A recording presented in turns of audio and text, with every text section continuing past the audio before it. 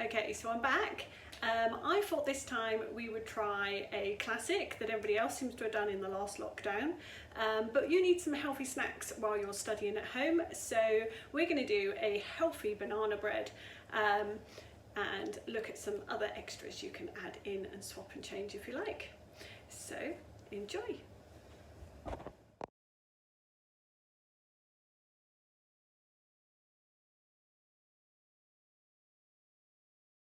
Right, so one of the key things with banana bread and the starting point of banana bread is to cream the butter and sugar. We do this with quite a lot of cake mixes, but creaming butter and sugar together is done with a wooden spoon. And essentially what we want to do is make sure the butter and the sugar are mashed really well together until they look like cream. I'm using brown sugar because white sugars and white flours have been highly processed, and if they've been highly processed then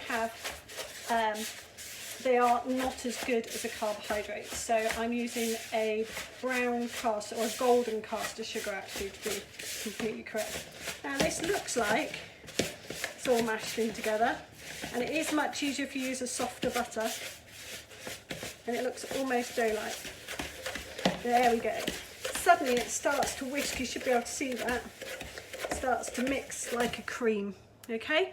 And that's what we're after as a finish when we've creamed our sugar and our butter together. The next thing we need to do is to add 2 eggs. Now I find it easier to actually beat my eggs before I place them in with my mixture.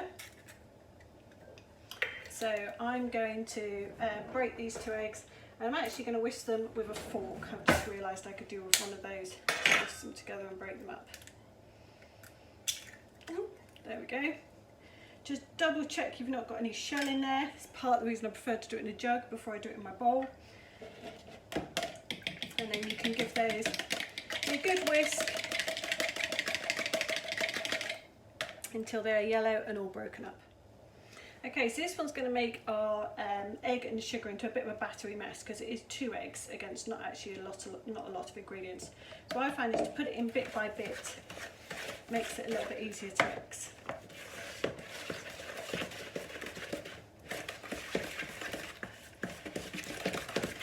We want to make sure that they get fully combined together.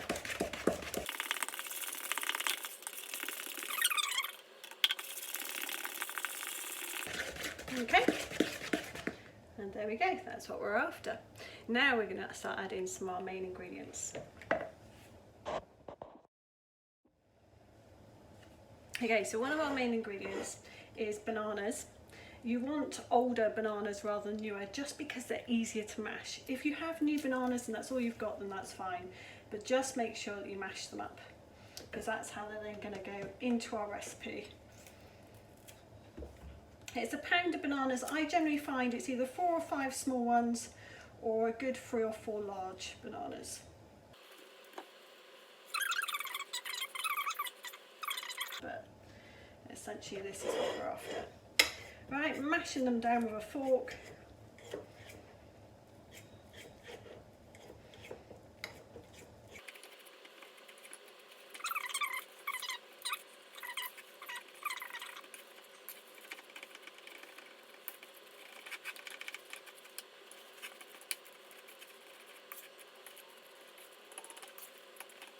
So the recipe is 450 grams of banana, but you can do that before you mash them. Once they've been mashed, that's fine. You don't have to reweigh them at this point.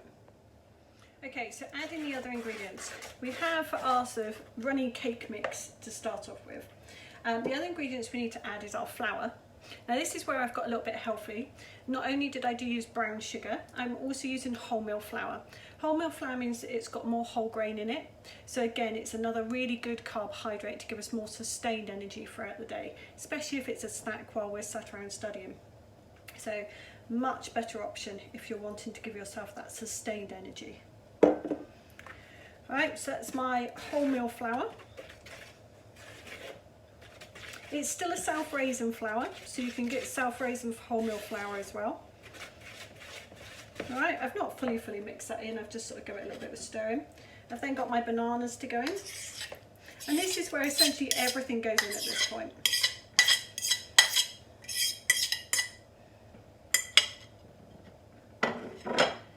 Now, it's a quarter of a teaspoon of bicarbonate of soda. That's going to help it rise, especially because it's got so much moisture in it from all of those bananas. Okay, so that's my quarter of a teaspoon of bicarb. And then it's also half a teaspoon of salt, which I reckon is about 12 twists on the salt.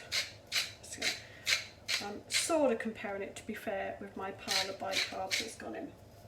There we go. So that's all the main ingredients, and you can stop there if you want to, but there are 100 grams of extra optional ingredients you could put in. Now, I quite often will put raisins in at this point in time, but again, I'm trying to do a healthy option for us to be able to study to. So I'm going to put in walnuts, and walnuts are high in protein. So this gives us a really nice long sustained energy as well. Also, that protein helps to transfer nutrients to our brain to help us think, study and learn more effectively. So another really good one to add in. Nuts are a really good snack actually while we're studying.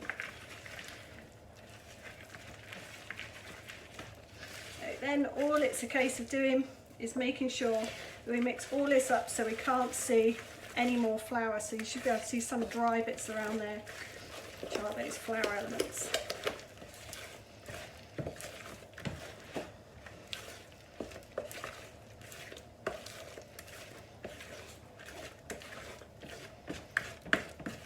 So you've got an optional 100 grams.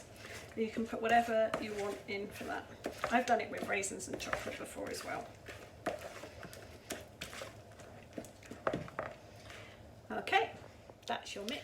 Okay, so now we're at the stage of putting our cake mix into our cake tin. Now it is a banana loaf, so I've got a loaf shaped tin for it to go into. If you want to, this recipe works just as well for muffins, so you can do it in muffin cakes if you want to. I use a silicone case just because it means I can always get it out. But if you're using a metal tin, you could put a bit of greaseproof paper in the bottom and that will help it to come out as well. I still, even with a silicone one, I don't risk it. I still make sure I butter the dish. Now the lucky thing is I'm on a new butter at the moment, so I can use the paper bit from the butter at the top to help me to butter my dish and protect it to make sure that it will come out properly. And it does make it easier to get it out in the end. And it is worth making sure you get it around the lip as well. You'll be surprised at how much this cake actually rises and comes over the edge. So as a top tip, make sure you get that butter or grease in all the way around. Okay. Right, so that's my grease dish. And then all we've got to do is pop our cake mix in.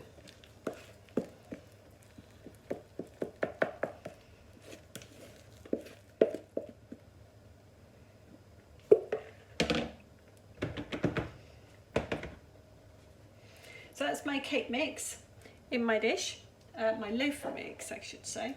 And what I'm going to actually do is I'm going to put some rolled oats over the top so that when it rises it gets so sort of lovely rolled oat look over the top. Also demonstrated is my healthier version. As I said, higher in protein and whole grain. Help us learn, help our brains process that learning. That's what we're after. Probably don't need any more. I suspect that's probably enough. Right, so into the oven it goes. Time now, so I'll wear my oven gloves before I put it in. Mine's a fan oven, so in theory it will take less time. Make sure your shelves are at a decent height so that your cake can go into the centre of the oven and it's got room to rise. Okay, and it goes. And that will be in there for 45 minutes to start. Quite often I'll end up with it in there for an hour, but I'll start off with 45. Okay, so the oven's bleeping. Time to get out and see what it's like.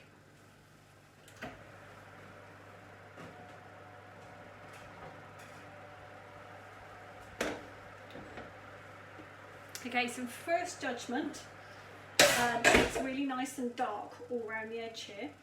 The nice thing with these cases, if I sort of peel away a bit, I can see it's peeling away quite easily, so that gives me all a good sign as well. Press the top, it's sort of bouncing back but not quite as good as I'd like. The hardest thing with banana bread is the knife test.